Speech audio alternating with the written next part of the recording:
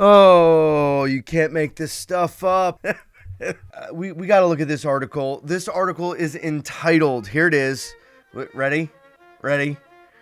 The Acolyte ruined Star Wars skeleton crew before it ever had a chance.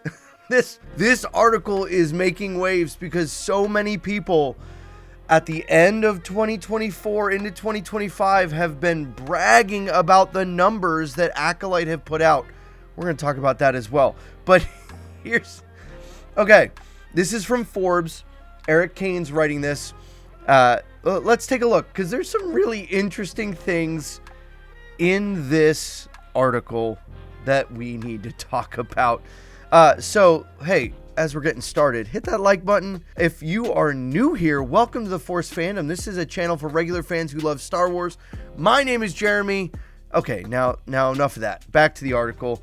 The story of Star Wars can be summed up by one word: tragedy. What ought to have been a story about hope in one of a disappointment and even betrayal. And if you are a Star Wars fan in the year 2025, you know what heartbreak feels like. You understand loss. An ominous beginning. I won't pin all my gripes on Disney either. The tragedy of Star Wars began long before the House of Mouse gobbled up Lucasfilm. First, there were many fallow years in the time between the release of Return of the Jedi and The Phantom Menace. During this time, Star Wars fans got a handful of video games and plethora of novels and comics, but no new movies with Luke Skywalker or Han Solo or Princess Leia and the droids. So here, he's talking about the time that I grew up and fell in love with Star Wars. The fallow years, right? Before we got The Phantom Menace. And the video games we got were awesome. The material, the comics, some of the things that we had in that in-between. Yes, George wouldn't have considered them canon, but they kept the fan base engaged. There was still mystery. We were able to investigate some of these other things. There were so many good novels to read. I don't think the problem of Star Wars, or the problem that Star Wars is in right now, is part of the reason from the 90s. I don't know. Am I wrong? What do you think? Do you agree? I don't. Then came the prequels themselves. And while they've experienced something of a comeback in terms of public perception, you often hear people say they were far better than Disney-era Star Wars, and kids who grew up with them tend to love them. I still find them one of the most disappointing cinematic ventures of all time. Sure, Revenge of the Sith had some good moments, but overall the prequels were a disaster. Okay, so now you're seeing where Eric is coming from. I cannot go to the level of saying disaster. Are they on the same level as the original trilogy? No. I think what the original trilogy did will never ever be done again in Star Wars. It was the beginning. It was the launching point. It created characters that revolutionized film. The film industry created what we know to be Star Wars. To say that now, because of how bad the sequel trilogy is, people like the prequels more, I think that's false. I think the people that just never have liked the prequels will at least admit they're better than the sequels, because the sequels aren't Star Wars. We can talk about that another time. To say that they're a disaster, I think goes far, far too far. Way too far. They may not be your favorite movies.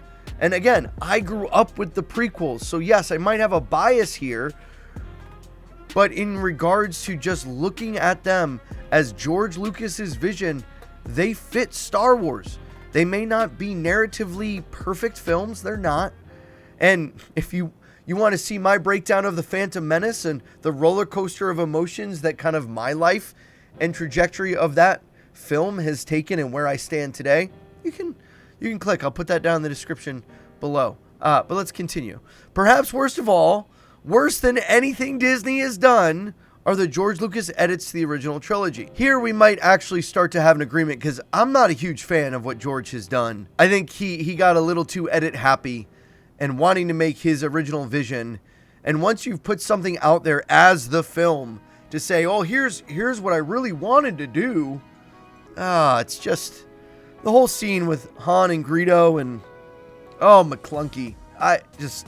It can be hard to find those specific versions because a lot of the Blu-ray and a lot of even the HD versions, they just have disappeared. They're hard to find.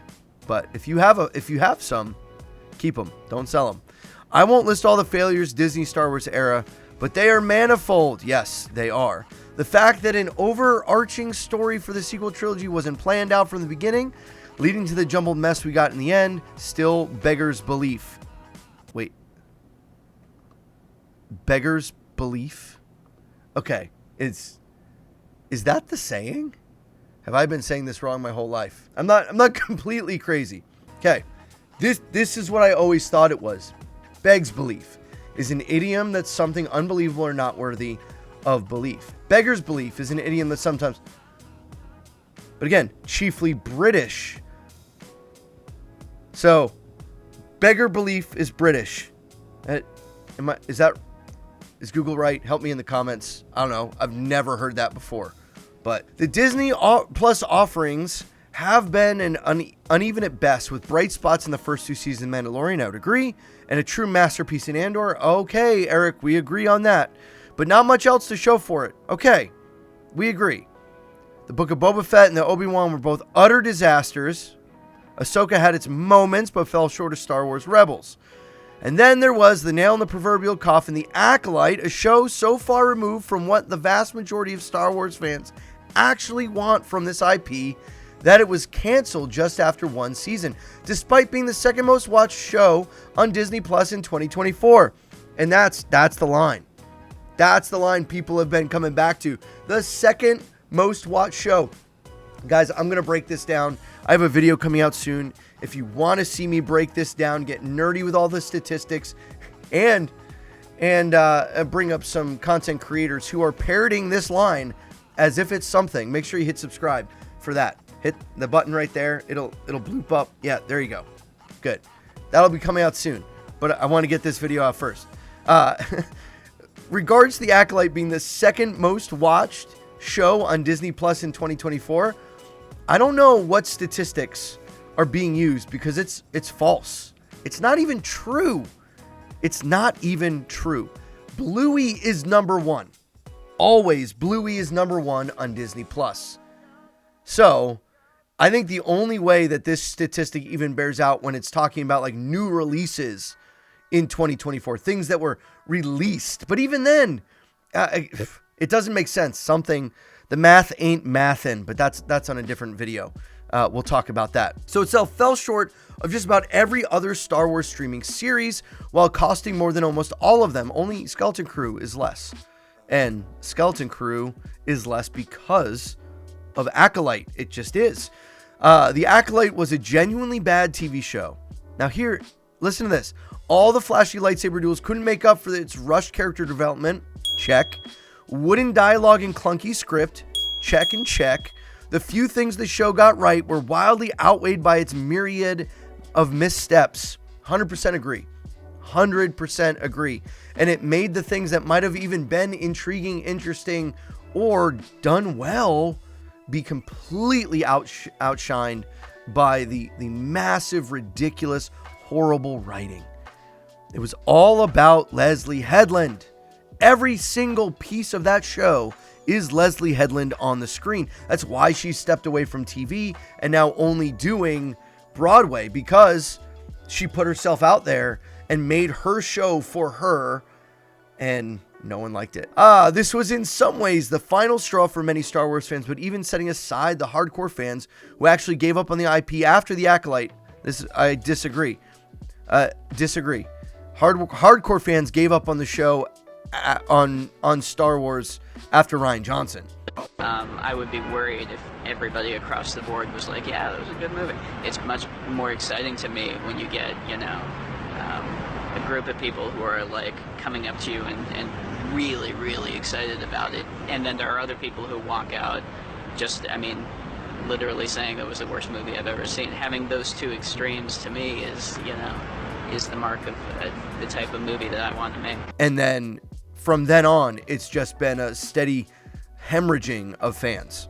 Apathy has overtaken Star Wars brand. That's true. And that's a very real problem that Disney and Lucasfilm need to address. And if you want to see how to address that, I talked about in my most recent video, talking about this idea between like Disney Star Wars versus George Lucas Star Wars.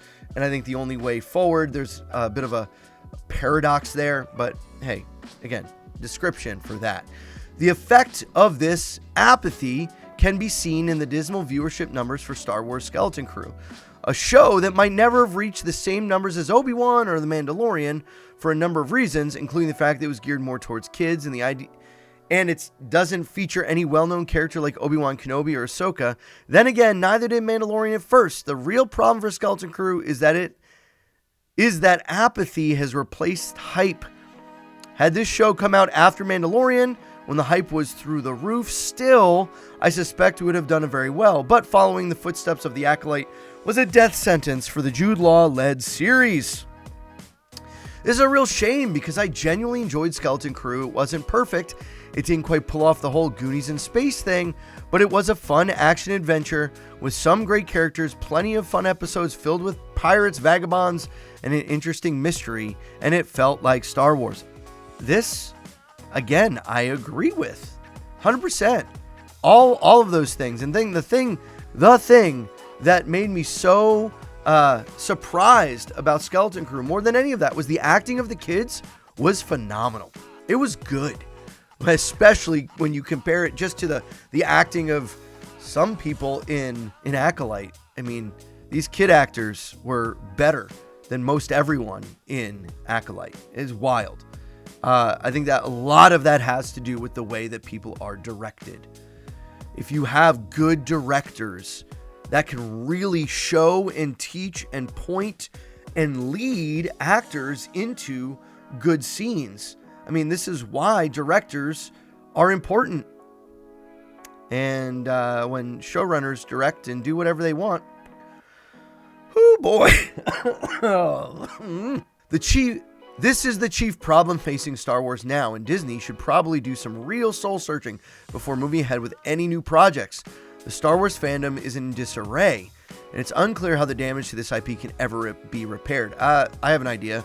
A good place to start would be coming up with a better understanding of who the core Star Wars fan base is and what kind of content they actually want. No, here's the problem. Here's the problem with that. There is not any longer a real core to Star Wars. Disney has created a Star Wars in their own image and created a fan that they want. They have this stereotypical person that they make Star Wars for, and that's not who Star Wars has usually been made for. And so here we are. We're at this crossroads where, unfortunately, I think there is only one way forward. And if you want to hear about that, click on the video right here. I talked about it previously, where this is George Lucas Star Wars versus Disney Star Wars. I think at the end of the day, this is the question facing all Star Wars fans going forward. How can we move past it? And I think Disney has no clue what they're doing. Guys, if you thought this was interesting, if you want more articles like this and me to break them down, give you some of my thoughts, let me know down in the comments below. And if you want to see that video of me breaking down all the numbers in graphs and images and all kinds of fun ways, hit that subscribe button, guys. I'll catch you on the next one. Remember, the Force will be with you always.